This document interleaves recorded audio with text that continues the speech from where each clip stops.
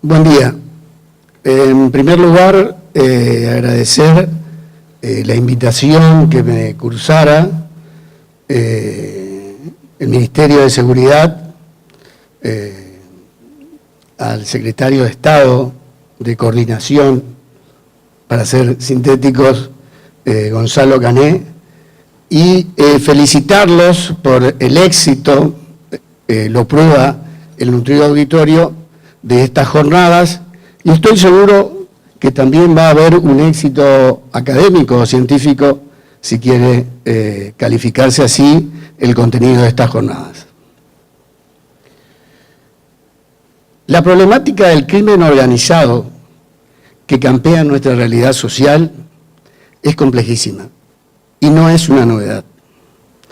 Y se resiste a simplificaciones oportunistas y soluciones arrebatadas. Más aún cuando se trata de fronteras internacionales con el emplazamiento de grandes bolsones de pobreza. La cooperación en la búsqueda de personas extraviadas y evadidas, el control migratorio en las zonas de fronteras, la lucha contra el crimen organizado se combate en sí con políticas públicas, en materia de seguridad nacional y con cooperación internacional, pero no es suficiente. En el consenso de Santo Domingo, refiriendo así a las conclusiones de la segunda reunión de ministros de Seguridad Pública de las Américas, organizadas por la OEA ya en el año 2009, nos recordaba que una gestión responsable en materia de seguridad pública demanda establecer políticas de Estados integrales de largo plazo, comprometidas con la vigencia de los derechos humanos. Fortalecer la capacidad de los Estados nacionales para responder eficazmente a la inseguridad, la delincuencia y la violencia. Analizar las amenazas emergentes a fin de implementar políticas de gestión que posibiliten evaluar la eficacia de un sistema y mejorarlo. Fortalecer la seguridad fronteriza para prevenir la delincuencia, pero sin dejar de facilitar el flujo legítimo de personas y bienes. Fortalecer los sistemas penitenciarios, desarrollando modelos sustentables con especial atención a jóvenes y personas en situación de vulnerabilidad. En punto a la prevención de la delincuencia, la violencia y la inseguridad, se recomienda lo que hoy nos ocupa: la implementación de políticas en coordinación con instituciones pertinentes. La implementación de programas educativos, especialmente la creación de escuelas primarias. Y en cuanto a la gestión de la Policía de Seguridad, se demanda transparencia, profesionalización y modernización. Tampoco podemos olvidarnos del terrorismo internacional, los ataques a la seguridad cibernética y la pobreza extrema en la problemática de la lucha contra el crimen organizado. No podríamos tener mayor coincidencia con estas recomendaciones de los organismos internacionales. Más, nada sería útil sin la participación ciudadana y su cooperación, tanto en el orden interno como en el orden internacional. Estos son, aunque no todos, los temas centrales de la lucha contra el crimen organizado. Pero cabe hacer una advertencia. Su abordaje debe estar presidido por un sinceramiento democrático de todos los actores. Y no debe verse en esta labor una oportunidad política, evitando así su utilización para denostar políticas que consideramos desacertadas. Lo que sí cabe es diseñar métodos de prevención y lucha comprometidos con el sistema democrático y los derechos humanos. Ahora, cabe preguntarse, ¿cuál es el rol que cabe al Poder Judicial en esta lucha? De entrada, debe decirse que el Poder Judicial de la Nación adeuda a la sociedad una profunda autocrítica. Nos debemos una autocrítica y una mirada hacia adentro para ver cuáles son nuestras rémoras y costumbres más arraigadas que deben eliminarse. Sin hacer señalamientos egoístas, cabe problematizar sobre la formación legalista de los abogados, el apego a las formas, que a veces es formulismos, el concepto de juez distante, hasta la cantidad de horas dedicadas al trabajo. Y por fin, nuestras prolongadas ferias. Estas son apenas algunas de nuestras tradiciones que demandan un replanteo perentorio. Es cierto, los recursos humanos y materiales son escasos. Falta desde la tinta al personal de menos jerarquía. Pero eso no puede ser excusa ni motivo para que jueces, funcionarios y empleados dejemos de dar todo en pos de la eficacia del servicio. Empero, cabe alertar que la sociedad, los medios de comunicación y hasta los poderes públicos demandan a los jueces y le imponen una función social a la que no estamos llamados constitucionalmente. Se nos exige resolver el problema del hacinamiento carcelario, hasta asegurar el pago de remuneraciones justas a jubilados y pensionados. Desde el saneamiento de un río hasta el suministro de medicamentos y tratamientos adecuados a enfermos graves y terminales. ¿Y qué decir del problema de la protesta social en los espacios públicos?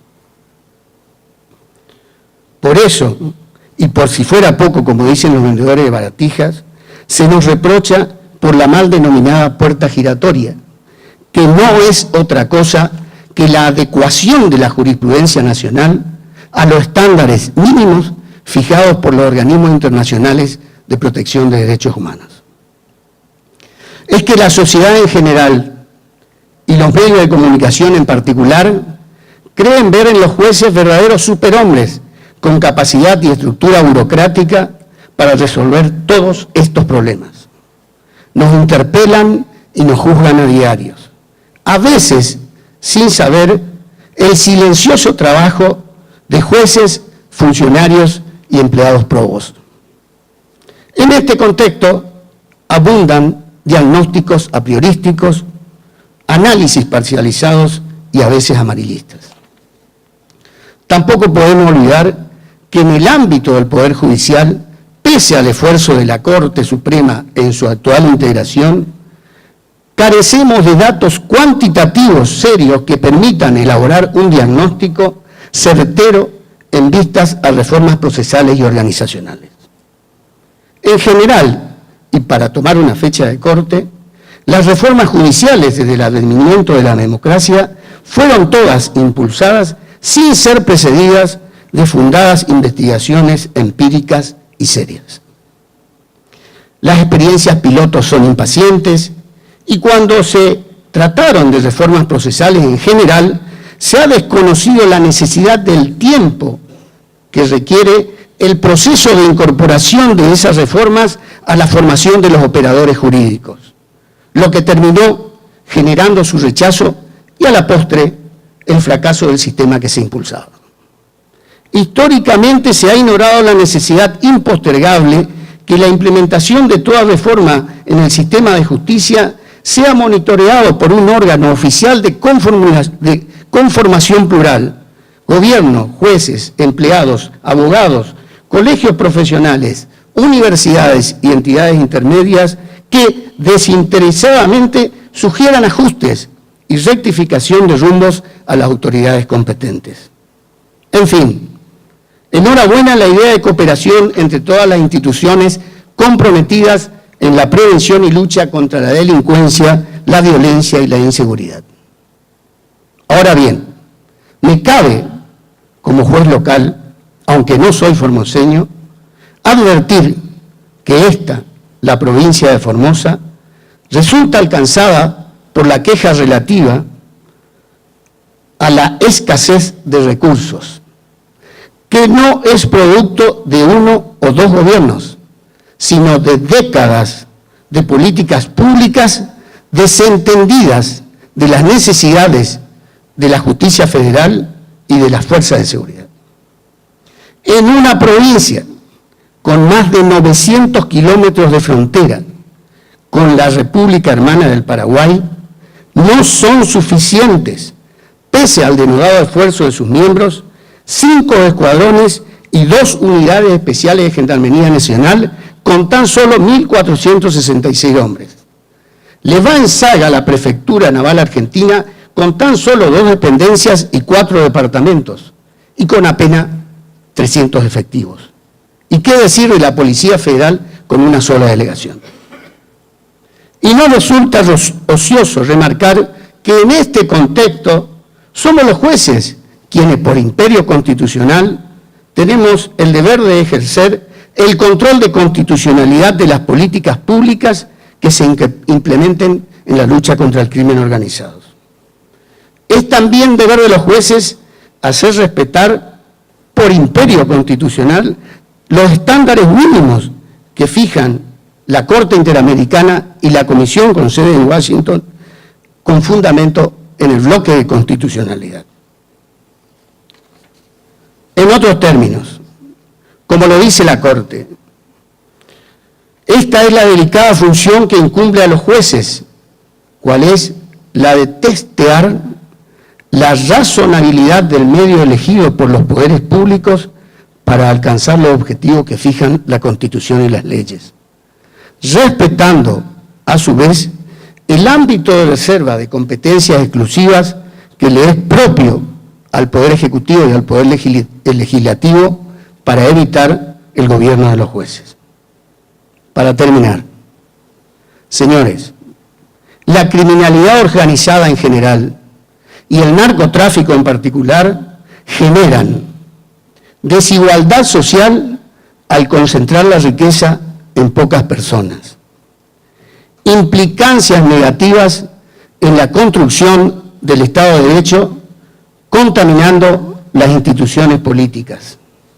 Y lo más grave, genera daños sociales, pues más allá de los involucrados, conlleva la proliferación de delitos comunes conexos, tráfico de armas, explotación ilegal de recursos naturales y hasta sistemas financieros paralelos a la organización de bancos sujetos al control estatal, como sucede en Colombia.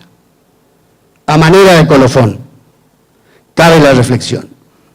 La seguridad de nuestros ciudadanos no es una utopía inalcanzable. Es un objetivo que encierra un compromiso: dedicar cada día más trabajo para asegurar a las generaciones futuras un país mejor. Gracias.